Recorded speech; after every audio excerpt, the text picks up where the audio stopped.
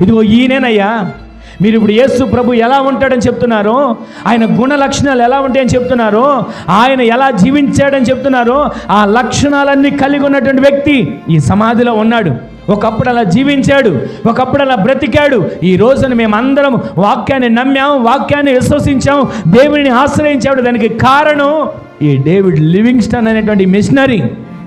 ఈయన చేసిన త్యాగం, ఈయన చేసిన సేవ అని చెప్తూ ఉండగానే అక్కడ వాళ్ళందరూ ఆశ్చర్యపోయారంట. దేవుని పోలికగా మారాడు ఆ పరిశుద్ధుడు. ఈ రోజున మనందరం దేవుని పోలికగా మార్చబడాలి, మనందరం దేవుని పోలికగా మార్చబడాలి.